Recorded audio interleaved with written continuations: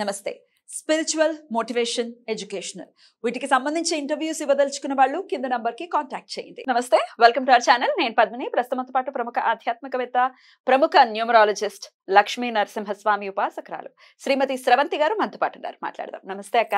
నమస్తే పద్మిని. అక్క, ముందుగా మీకు అనఘాష్టమి శుభాకాంక్షలు. బా, ఎంత మంచి శుభాకాంక్షలు చెప్పాము ఇవాళ కదా.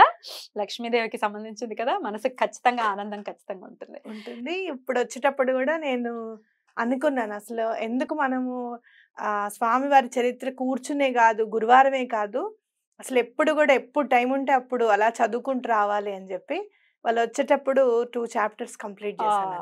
శ్రీపాద శ్రీవల్లభుల చరిత్ర. అద్భుతం అక్క. అయితే మొన్న పౌర్ణమికి దత్త జయంతి జరుపుకోవటం, వెంటనే వచ్చేటట్టు 8వ రోజు వచ్చేటటువంటి ఈ అష్టమి రోజు అనఘాష్టమి జరుపుకోవటం అనేది ఒక మార్గశీర్ష మాసంలోనే జరుగుతుంది. అయితే ఈ మార్గశీర్ష మాసానికి మీరు కూడా చెప్పున్నారు, గురువారాలు చాలా విశేషవంతమైనటువంటి రోజులుగా పరిగణిస్తారు. ఆ రోజుల్లో లక్ష్మీదేవిని చాలా విశేషంగా కొలుస్తారు. అయితే ఈసారి మనందరి అదృష్టం అనఘాష్టమి. అనఘాదేవి అంటేనే లక్ష్మీదేవి.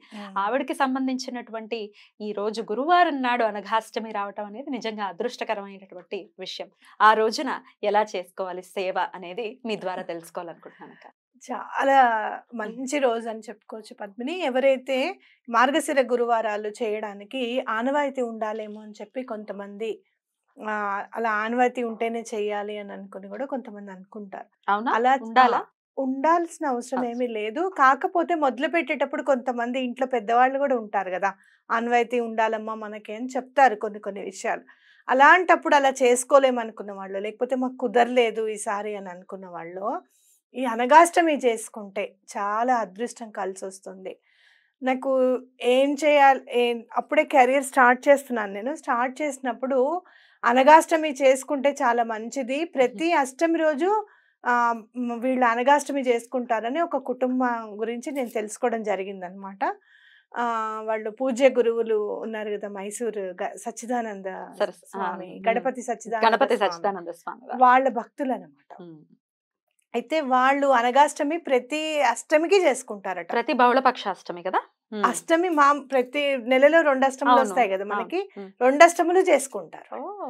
అంత ఇదా అని అంటే అవును అని వాళ్ళు చెప్పారనమాట. అప్పటి నుంచి ఉండింది మనసులో చేసుకోవాలి అని. అలా చేసుకోవడం వల్ల ఎలాంటి మార్పు వచ్చింది అక్క వారి జీవితాలు? చాలా మార్పు వచ్చింది వారి జీవితాల్లో. వాళ్ళ జీవితాల్లో మార్పు కంటే కూడా నా జీవితంలో మాత్రం అత్యద్భుతమైన మార్పు అనమాట. మీరు చేసుకున్నారు? నేను చూసుకుని నేనే ఇంకా ఒక బుక్ కొనుక్కొని, అలాగే ఫొటోస్ కూడా స్వామివారివి, లక్ష్మీదేవి అమ్మవారితో కలిసి ఉన్న ఫొటోస్ ఎక్కువగా లేవు అప్పుడు. 4-5 years దత్తాత్రేయ స్వామి 4-5 years బిఫోర్ అనుకో. అప్పుడు మళ్ళీ నేను ప్రింట్ తీపించుకుని స్వామిది చక్కగా, అందులో నాకు లక్ష్మీ అమ్మవారు కూర్చొని ఉంటే ఇష్టం అనేది చాలా నాకు. ఎందుకు అమ్మవారు కూర్చొని ఉండాలనే ఉంటుంది అనమాట, స్థిరంగా ఉండాలి అమ్మ మన దగ్గర అని. అలా కూర్చొని ఉన్న ఫోటోని నేను చేయించుకున్నాను. అంటే ఇక్కడ ఏంటంటే దత్తాత్రేయ స్వరూపానికి స్త్రీ శక్తి కూడా కావాలి అని అనుకొని, స్వామి లక్ష్మీదేవి లేకుండా స్వామి ఉండరు కాబట్టి ఆవిడ్ని కూడా పక్కన నుంచోబెట్టుకున్నారు అని మనం చెప్పుకోవచ్చు.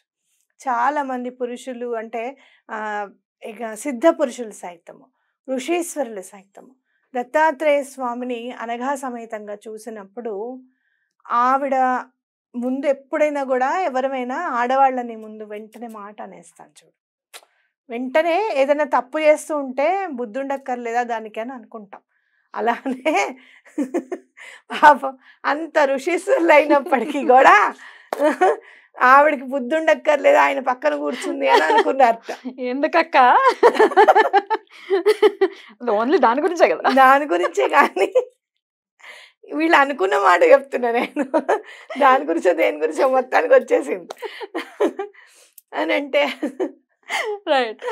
ఆయన అలా అంటే ఆవిడ శక్తిని ఋషీశ్వరులు కూడా గ్రహించలేకపోయారు. చాలా మంది వెళ్ళిపోయారట. మననేదో ఉద్ధరిస్తాడు దత్తుడు అని మనం అనుకుంటే, ఈయన ఆవిడతో సరసం ఆడటము, లేకపోతే మందు తీసుకోవడము అలా కనపడ్డారనమాట. అలా అసలు ఏం చేస్తారు వీళ్ళు అని చెప్పి వాళ్ళు కొంతమంది వెళ్ళిపోయారు, కొంతమంది నిరాశగా కూర్చున్నారు, కొంతమంది మాత్రం ఏదేమైనా కూడా దత్తుడే మా దేవుడు, ఆయన ఎవరితో ఉంటే మాకెందుకు అని చెప్పి కూర్చున్నప్పుడు వాళ్ళకి ఆయన మళ్ళీ అనఘా లక్ష్మి అనఘా స్వామి అన్నమాట. అలా వాళ్ళకి దర్శనం ఇచ్చారు. అనఘ అంటే ఏంటి అంటే పాపములు అంటనిది, పాపం అనేది పాప రాశి అనేది లేనిది, అసలు పాపము అనేది అంటనిది అనఘ అన్నమాట. కాబట్టి ఆయన అనఘా దత్తుడిగా ఈవిడ్ని మనం అనఘా లక్ష్మిగా పూజించుకుంటాము ఈ వ్రతంలో. ఎందుకు మనకి ఈ వ్రతం చేస్తే ఎందుకు మనకి అది మంచి జరుగుతుంది అంటే, అష్టసిద్ధులు లఘిమా సిద్ధులు ఇవన్నీ ఉంటాయి కదా, ఆ సిద్ధులు వాళ్ళ పిల్లలు అనమాట అనఘాష్టమిలో. ఇంకోటి ఏంటంటే 8 అనేది చాలా న్యూమరాలజికల్ గా కూడా చాలా ఇన్ఫినైట్ నెంబర్ అనేది మనం చెప్పుకున్నాం. అష్టదిగ్బంధన అంటారు, లేకపోతే అష్టలక్ష్ములు అంటారు. కాబట్టి మనం ఏం చేస్తామంటే ఈ అనఘాష్టమిలో చక్కగా స్టార్ రూపంలో ముగ్గు వేసుకుంటాము. ఆ 8 దిక్కుల్లోనూ ఆ 8 పిల్లల్ని, ఆ సిద్ధులని కూడా మనం ఆవాహన చేస్తాం. ఒక కలశంలో ఏమో దత్తుడిని, అనఘా దత్తుడిని, ఒక కలశంలో ఏమో అనఘా లక్ష్మిని ఆవాహన చేస్తాం అన్నమాట. కలశం ఆనవాయితీ లేకపోతే మామూలుగా ఫోటోతో అయినా చేసుకోవచ్చా? కలశం పెట్టుకోవాలి. మరి ఆనవాయితీ గురించి ఆలోచించొద్దు, ఎందుకంటే ఇది మనం వ్రతం చేసుకుంటున్నాము. అనాదిగా మనకి చాలా ప్రాబ్లమ్స్ ఉన్నాయి, చాలా రోజుల నుంచి చాలా ఈతి బాధలు ఉన్నాయి. అవి ఎలా తొలగాలి అని అనుకున్నప్పుడు ఇక్కడ మాత్రం మీరు ఎటువంటి పరిస్థితుల్లోనూ సంశయించుకోండి. అంటే కలశం పెట్టుకోవాలి, అది ఎందుకంటే ఇది గురువుకి సంబంధించింది కాబట్టి మీరు ఎటువంటి ఆలోచన పెట్టుకోవాల్సిన అవసరం లేదు. అన్నిటికీ అతీతులు గురువులు, అంతేనా? అతీతులు.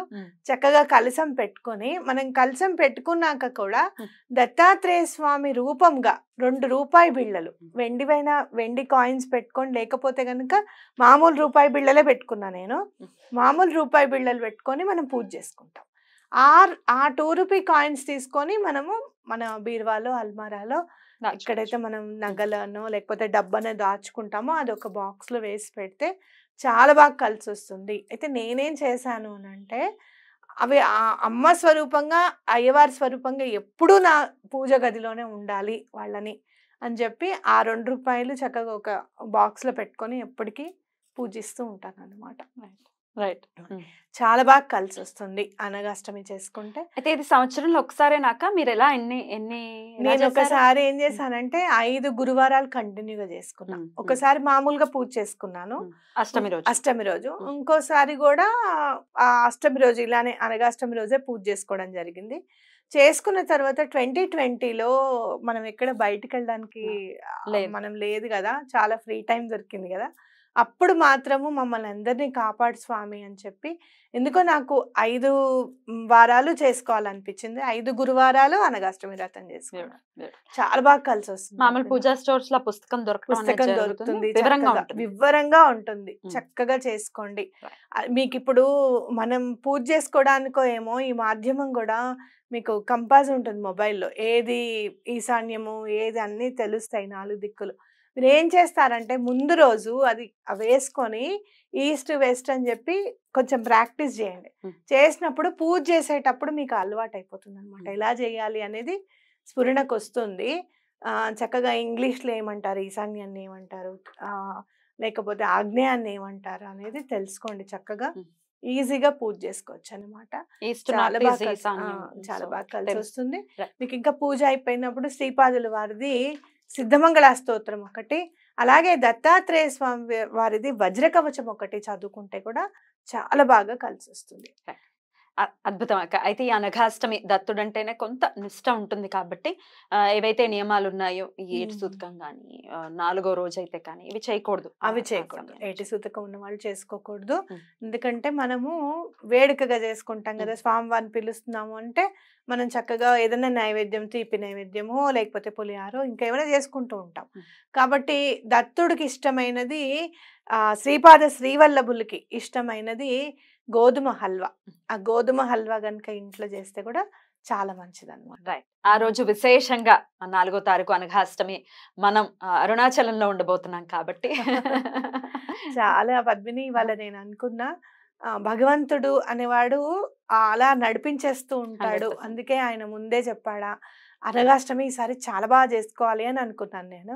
కానీ అరుణాచలంలో చేసుకుంటానని చెప్పి మాత్రం అనుకోలేదు. నీకు లత గారికి చాలా రుణపడి ఉంటా. అయ్యో అవును, మరి రమ్మని చెప్పి మీరు ఇన్వైట్ చేయాలి కదా, లేకపోతే నేను అలా రావాలన్న ఆలోచన కూడా నాకు కలిగి ఉండకపోవచ్చు. ఆన్ స్క్రీన్ అంటే ఆన్ రికార్డే చెప్తున్నా, మీరుంటే కంప్లీట్నెస్ నాకు. I want to be with you అనేది అనిపిస్తుంటుంది ఎప్పటికప్పుడు, మీకు తెలుసు. మీరుంటే అది వేరు. సో మీరు వస్తున్నారు.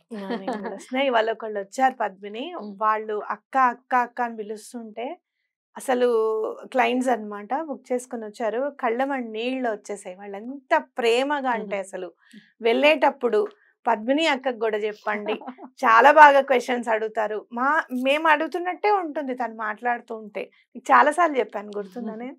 అలా అడుగుతున్నట్టే ఉందని చెప్పడం వాళ్ళు.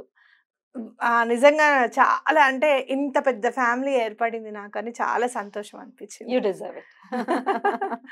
రైట్ అక్క. ఎంతో మందికి మానసికంగా అనుకోవచ్చు, మానసికమైన హెల్ప్ అయ్యింది డెఫినెట్ గా. ఎట్లాంటి ఖర్చు లేకుండా చక్కగా వాళ్ళకి వాళ్ళు చేసుకుని చాలా సులభంగా బయటపడిపోతున్నారు. కొన్ని వేల కమెంట్స్ ఉన్నాయి, కొన్ని వేల కాల్స్. మీరు అంటారు చాలా మంది నన్ను, మీరు వారంటీ ఇస్తారా అని అడుగుతారు.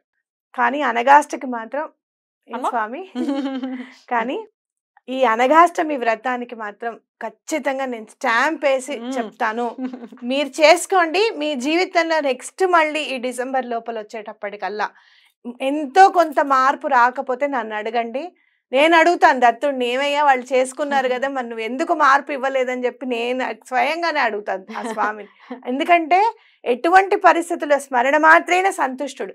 అందులో అమ్మవారు పక్కన ఉంటే ఆయనకి ఎలా అంటే, అందరూ దత్తుడు కదా, ఆయన దత్తాత్రేయ స్వామి ఆయనకి గురువు, ఆయనకి అమ్మవారి పక్కన ఉండవలసిన అవసరం లేదు అట్లా అని కూడా చాలా మంది అనుకుంటారు. కానీ ఎప్పుడైతే అమ్మవారికి కూడా మనము ఆవిడని గుర్తించి మనం పూజిస్తామో ఆయన ఇంకా సంతుష్టుడు అవుతాడు. డెఫినెట్లీ స్త్రీ శక్తి అవసరం అనివార్యం. అద్భుతం అక్క, చాలా చాలా బ్యూటిఫుల్ గా మాకు తెలియజేశారు. ఖచ్చితంగా ఇప్పటిదాకా అలవాటు లేని వాళ్ళు కూడా ఖచ్చితంగా అనఘాష్టమి వ్రతాన్ని చేసుకోండి, పరిపూర్ణంగా గురువు యొక్క అనుగ్రహాన్ని పొందండి. మరొక్కసారి మీకు అనఘాష్టమి శుభాకాంక్షలు తెలియజేస్తూ నమస్కారం అక్క. నమస్తే.